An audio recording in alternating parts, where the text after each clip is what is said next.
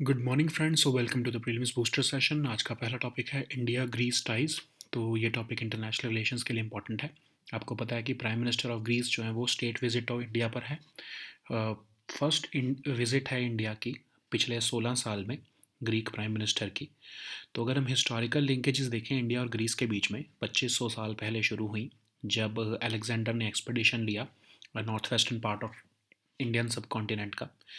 और अगर हम देखें तो चाणक्य जो है उनके जो जो है कोर्ट रिकॉर्ड्स हैं अर्थशास्त्र में, उसमें भी जो है मेगस्थनीज का नाम लिया गया है। गंधार आर्ट जो है इंडिया और ग्रीक इन्फ्लुएंसेस का एक फ्यूजन है। पॉलिटिकल लिंकेजेस देखें तो डिप्लोमेटिक रिलेशंस जो हैं वो 1950 में जो है इस्टेब्लिश किए गए, और पीएम मोदी के विजिट के टाइम पर अगस्त 2023 में इस रिलेशनशिप को स्ट्रेटजिक पार्टनरशिप के लेवल पर पहुंचाया गया। ट्रेड और कॉमर्स में जो है $507 मिलियन का जो ट्रेड था 2016-17 में, उसको बढ़ाकर लगभग $2 बिलियन का पहुंचा दिया गया है रिसेंटली। साइंस एंड टेक्नोलॉजी से रिलेटेड भी जो है एग्रीमेंट साइन किया गया 2007 में। कल्चरल कोऑपरेशन भी जो है वो कंट्रीज़ के बीच में चलता है। दिमित्रियोस गैलानोस एक ग्रीक जो है इंडोलॉजिस्ट हैं, जो कि फर्स्ट यूरोपियन इंडोलॉजिस्ट हैं जिनको वर्ल्ड रेपुटेशन जिन्होंने गेन किया है। संस्कृत टेक्स्ट को ग्रीक में इन्होंने ट्रांसलेट किया, ठीक है। और निकोलस काजानास ये भी एक डिस्टिंग्विश्ड ग्रीक इंडोलॉजिस्ट हैं, जिनको पद्मश्री अवार्ड भी दिया गया 2021 में। लगभग 11,000 से लेके 11,000 के आसपास जो है ग्रीक सेंसस 2011 के हिसाब से जो है इंडियन कम्युनिटी वहाँ पर रहती है, जो अभी तक अराउंड 13,000 से 14,000 हो चुकी है। जो अब रिसेंट जो है एग्रीमेंट साइन हुए उनके बारे में हम देखते हैं। तो एक मोबिलिटी और माइग्रेशन पार्टनरशिप का एग्रीमेंट साइन किया गया ताकि एम्प्लॉयमेंट अपॉर्चुनिटीज़ इंडियंस को ग्रीस में मिल सके। बायलैटरल ट्रेड को डबल कैसे किया जाए 2030 तक, उस पर जो है वो काम किया जाएगा। को प्रोडक्शन और को डेवलपमेंट ऑफ मिलिट्री हार्डवेयर के लिए जो है एग्री किया गया है। India middle east Europe economic corridor का जो है रेफ़र किया गया है, जो कि एक बहुत ही बड़ा बूस्ट होगा इंडिया और ग्रीक रिलेशंस के बीच में भी।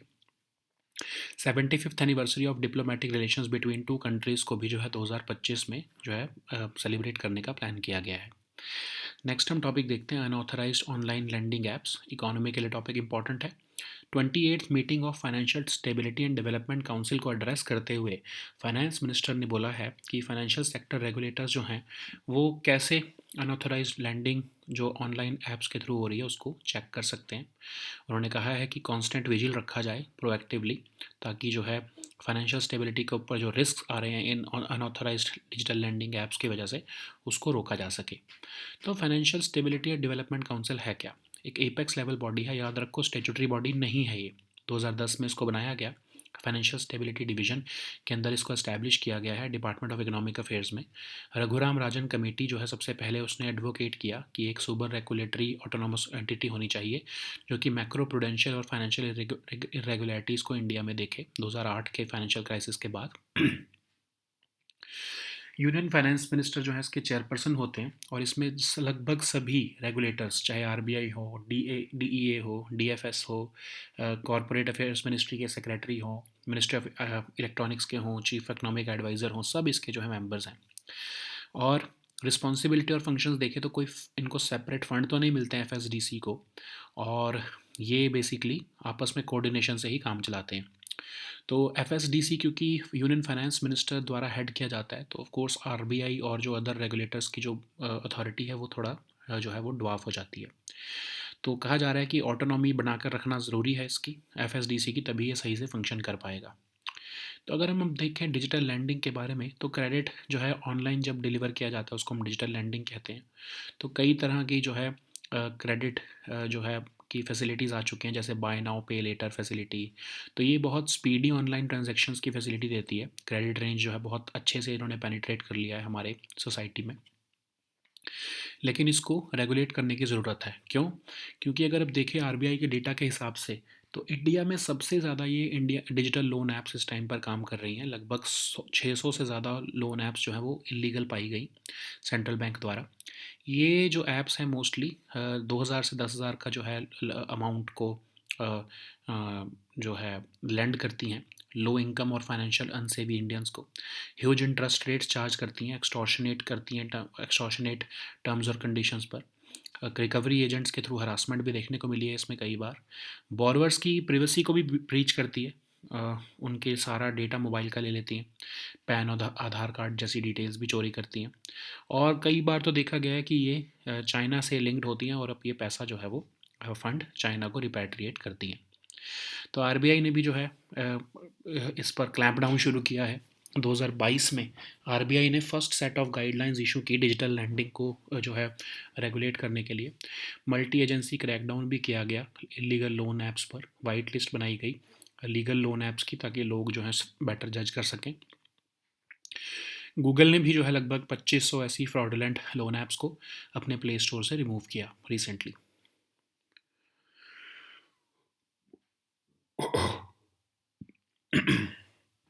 नेक्स्ट हम टॉपिक देखते हैं सोलर मैक्सिमम। टॉपिक आपके साइंस एंड टेक के लिए इंपॉर्टेंट है।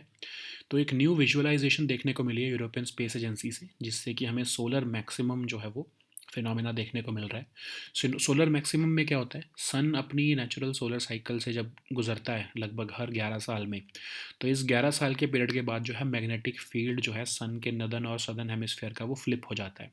मतलब नॉर्थ जो है वो साउथ बन जाता है, साउथ जो है वो नॉर्थ बन जाता है। ठीक है, जब ये फ्लिपिंग होती है इसको हम सोलर मैक्सिमम कहते हैं। सोलर मिनिमम क्या होता है, जब बिगनिंग शुरू होती है सोलर साइकिल की, जब सन के पर बहुत कम सन स्पॉट्स होते हैं, उसको हम सोलर मिनिमम कहते हैं। ठीक है, तब भी जब भी ये सोलर मैक्सिमम या सोलर मिनिमम आता है, तो इससे स्पेस वेदर इवेंट्स जो है आती हैं, जैसे सोलर फ्लेयर्स या इरप्शंस। तो सन स्पॉट्स क्या होते हैं, सन स्पॉट्स जो हैं डार्क प्लैनेट साइज रीजन्स हैं स्ट्रॉन्ग मैग्नेटिक फील्ड्स के सरफेस ऑफ द सन पर।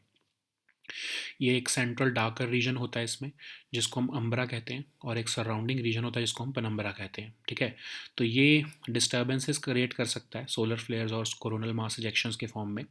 ठीक है, जिससे क्या होता है हमारे रेडियो कम्युनिकेशंस या पावर ग्रिड पर इफेक्ट पड़ता है, और इवन एस्ट्रोनॉट्स की भी हेल्थ के ऊपर बुरा इफेक्ट पड़ सकता है। नेक्स्ट हम टॉपिक देखते हैं flood management and border areas programme. ये टॉपिक गवर्नेंस के लिए इंपॉर्टेंट है। यूनियन कैबिनेट के जो है डिपार्टमेंट ऑफ वाटर रिसोर्सेज के प्रपोजल को अप्रूव कर दिया है। Flood management and border areas programme जो है वो कंटिन्यू रहेगा।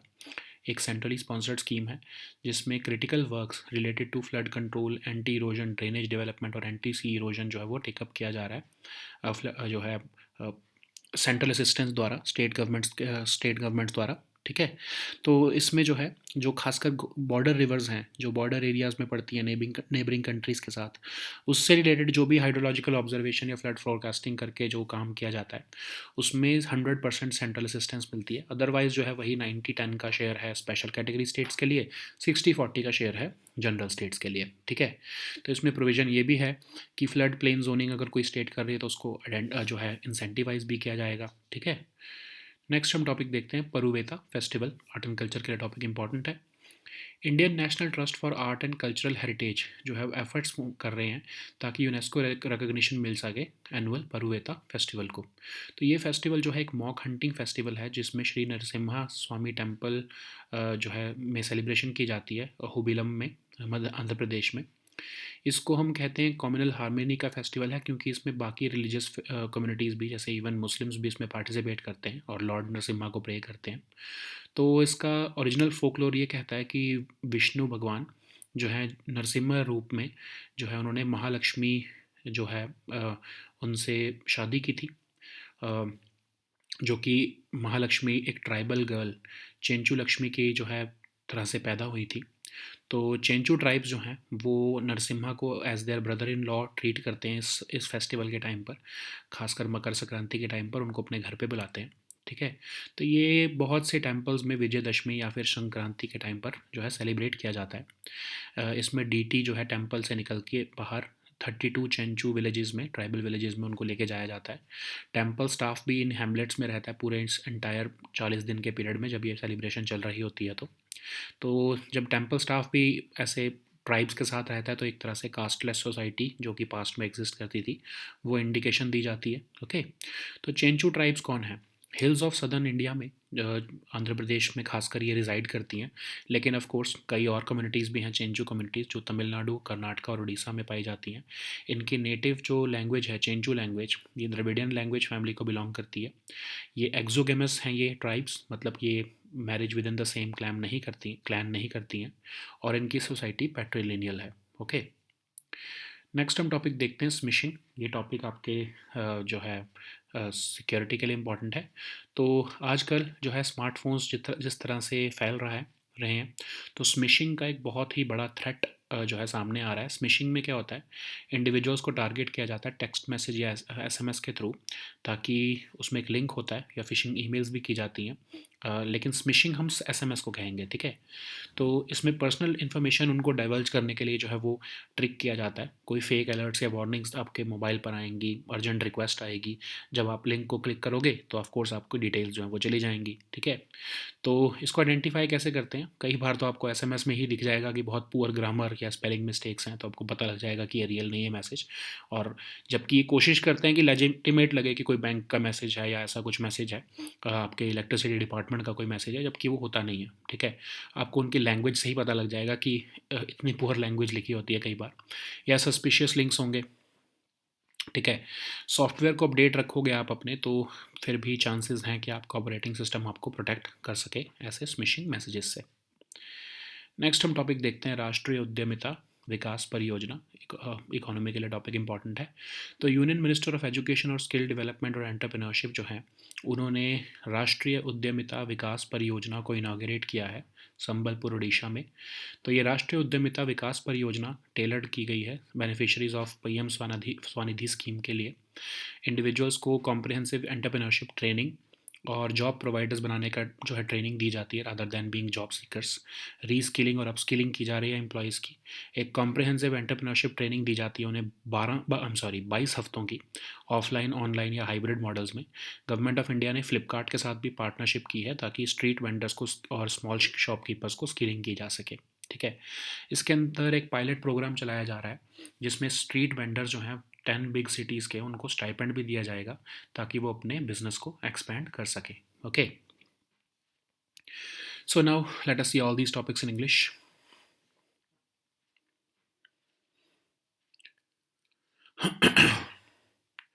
So the first topic is India-Greece ties. This topic is important for your international relations. So Prime Minister of Hellenic Republic of Greece is on a state visit to India, and this is being touted as the first visit of a Greek Prime Minister to India in the last 16 years. So we have to see the India-Greece ties in historical perspective also. So if we look at it, then India had contacts with Greece which began over 2,500 years ago.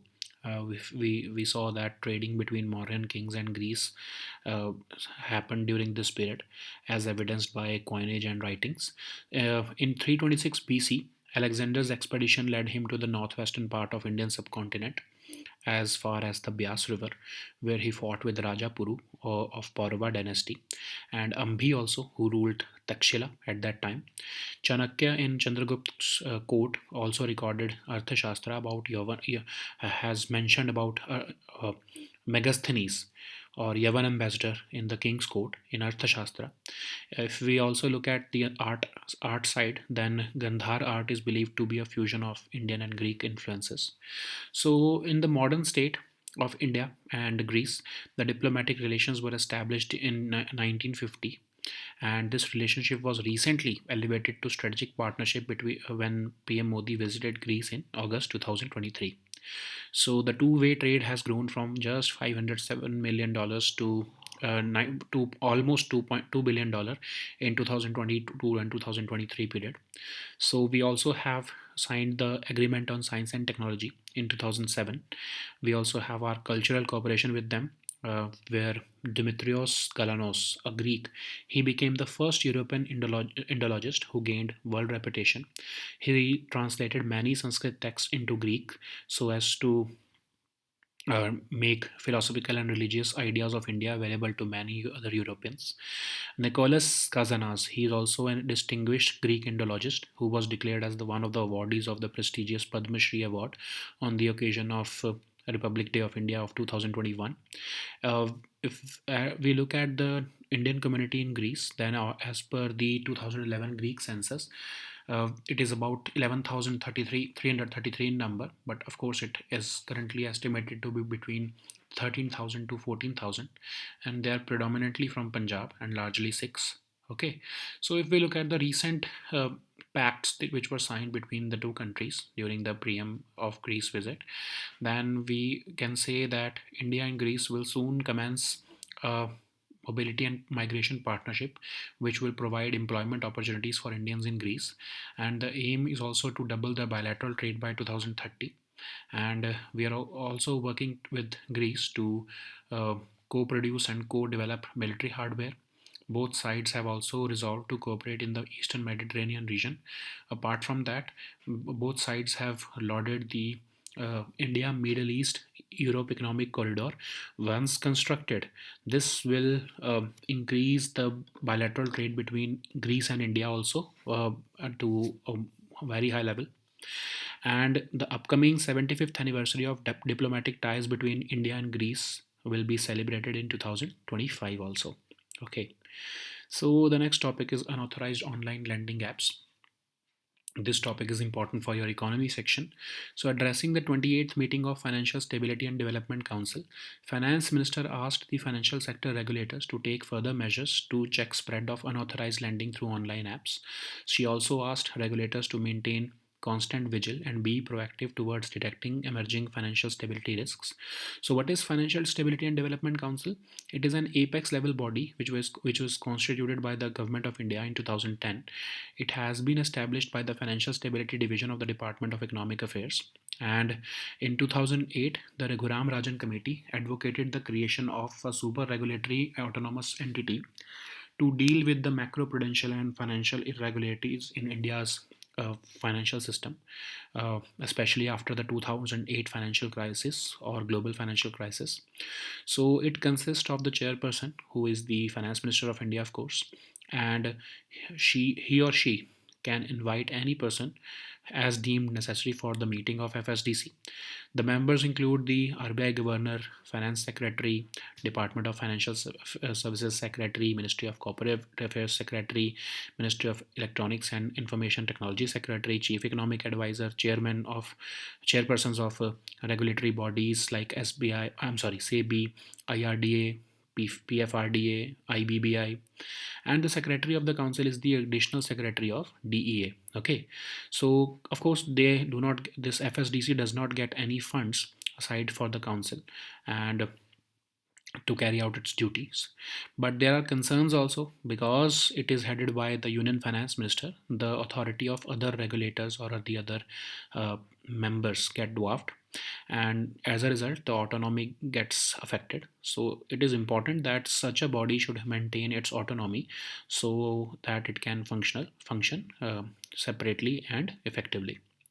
So, anyways, what is digital lending? It is the process of availing credit online. Okay, it has increased its popularity amongst the new age lenders who have got smartphone usage, and this digital lending offers credit range flexibility and speedy online transactions. So that's why products like buy now pay later have emerged. So there is also need to regulate digital lending because as per a report by RBI which was published in 2022, India has the maximum number of digital loan apps in the world. And this report also remarked that 600 loan apps were found to be illegal, and these loan apps mostly lend small sums of money to target low income and financial unsavvy Indians. And these loans come with very huge interest rates and extortionate terms and conditions to which borrowers have no recourse. So, such apps are also dangerous as the harassment by recovery agents have driven many such people to towards suicide. So it also leads to breach of privacy. With just one tap, borrowers allow these lenders to access everything on their phone, especially uh, PAN and Aadhaar details. So these apps are also acting as money laundering tools, as many of these apps were found to be repatriating thousands of crores in revenue to China. Okay, so several steps have been taken, like RBI has been designated as the nodal department for dealing with the complaints against these unauthorized digital lending platforms as well as mobile apps. So in 2022, RBI issued the first set of guidelines for digital lending. So in 2000 23 September, a multi-agency crackdown on such illegal loan apps was also made, and a whitelist was also prepared so as to aware the people about the legal loan apps. And RBI has been entrusted to ensure that the registration of payment aggregators be completed within a time frame. Recently, Google suspended about 2,500 of such fraudulent loan apps from its Play Store. So the next topic is solar maximum. This topic is important for your science and tech section. So a new visualization from the European Space Agency has shown activity ramping up on the sun's surface because it is approaching the solar maximum this year.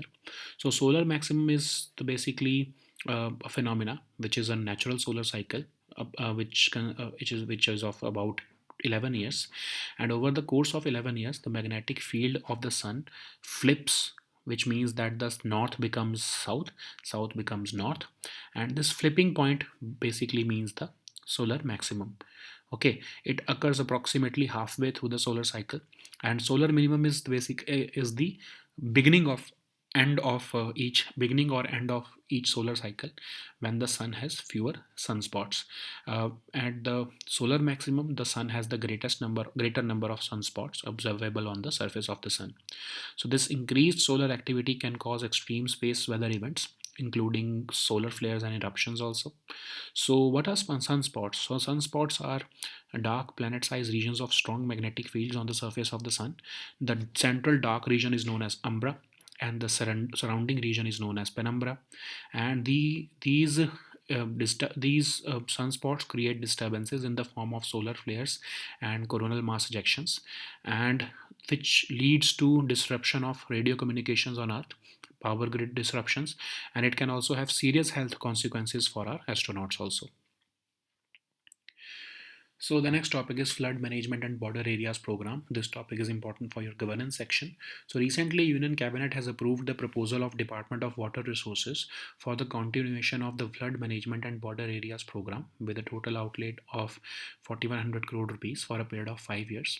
So it's a centrally sponsored scheme, and under this scheme the central assistance is given to state governments for taking up critical works related to flood control, anti-erosion, drainage development, and anti-sea erosion. Okay, so under this flood control and anti-erosion works on common border rivers with neighboring countries, including hydrological observations and flood forecasting is done. And for the work near the borders, 100% central assistance is provided. The scheme also has provision for incentivizing the states who are implementing the flood plain zoning. Okay. So the next topic is Paruveta Festival. This topic is important for your art and culture section. So Indian National Trust for Art and Cultural Heritage is making efforts to secure UNESCO recognition for the annual Paruveta Festival. So Paruveta Festival is also known as the Mock Hunting Festival. It is celebrated as at the Sri Narasimha Swami Temple in the town of Ahobilam, Andhra Pradesh. So it's a festival of communal harmony, as devotees from other religious communities also, like Muslims, also participate in this festival and offer prayers to the Lord. So if we look at the origin of this festival, according to folklore, Lord Vishnu, upon his incarnation as the Narasimha, married Mahalakshmi, who was born as a tribal girl, Chenchu Lakshmi. So the belief is that the Chenchu tribes, they revere uh, Lord Narasimha as their brother-in-law and invite him home for Makar Sankranti. So Paruveta rituals are commonly observed in many temples during Vijayadashmi or even Sankranti period. During the festival, the deity from the temple's inner sanctum is taken to the 32 Chenchu tribal villages for a duration of 40 days, and during this entire duration the temple staff also stays in these hamlets for the entire period, which indicates the presence of a casteless society as in the past. Okay, so what are these Chenchu tribes? So these tribes live in the hill of southern India, and they primarily reside in the state of Andhra Pradesh. So other Chenchu communities can also be found in states of Tamil Nadu, Karnataka, and Odisha. Their native language is the Chenchu language, which belongs to the Dravidian language family. These Chenchu tribes are exogamous, which means that they do not allow marriage within the same clan, and they are also patrilineal, which means that they trace their line of descent through the males. Okay. So the next topic is smishing. This topic is important for your security section. So in today's digital age, where smartphones are practically an extension of ourselves, smishing is posing a real and growing threat. So smishing is basically the combination of two words, SMS plus phishing. So that's why the term smishing. So it's a form of phishing which targets individuals through text messages or SMS. So it is just like phishing emails, but they are sent through SMS, and they give you a link so as to divulge personal information, or it downloads malware into your device. So how is it is done? So fake alerts or warnings are given to you. You would see that it is like a bank message or any important legitimate message, but it would be a fake message, of course, and it could also provide you with a urgent request, or it would exploit certain current events like tax season. They would pose as income tax officers, offer tax refunds, etc. So how do you identify with them? Identify that it is a smishing. Of course, these messages, as you all know, they have poor grammar or spelling. In case they are very professional, then still they would be able to send you suspicious links, which you would be able to identify that this does not look genuine. Sometimes you may have also gotten messages like your electricity bill is pending, and if you do not click on this, your electricity connection would be disconnected, and so on. There are so many ways through which they can send you these messages. So that's why it is important that you verify the sender and keep your software updated, or so that at least your operating system can protect you as much as possible. So the next topic is Rashtriya Udyamita Vikas Pariyojana. This topic is important for your economy section. So recently, Union Minister of Education and Skill Development and Entrepreneurship has inaugurated this Rashtriya Udyamita Vikas Pariyojana in Odisha, Sambalpur. So what is this Pariyojana? It is tailored specifically for the beneficiaries of PM Swanidhi scheme, and the aim is to equip individuals with comprehensive entrepreneurship training, create so that they can be created as job providers rather than job seekers. This initiative focuses on reskilling and upskilling employees to enhance their competitiveness. So this will offer comprehensive entrepreneurship training over a period of 22 weeks, combining theoretical knowledge with practical exposure. So this training will be conducted through offline, online, and hybrid modes, with certificates awarded upon completion, of course. Government of India has also partnered with Flipkart to skill street vendors and small shopkeepers. Under the pilot program, street vendors in 10 big cities of the country will be also given stipend along with training to expand their businesses. Okay, so these were our topics for today. Please also download the weekly current affairs compilation from our Telegram group today. We'll meet next time with new topics. Until then, goodbye and take care.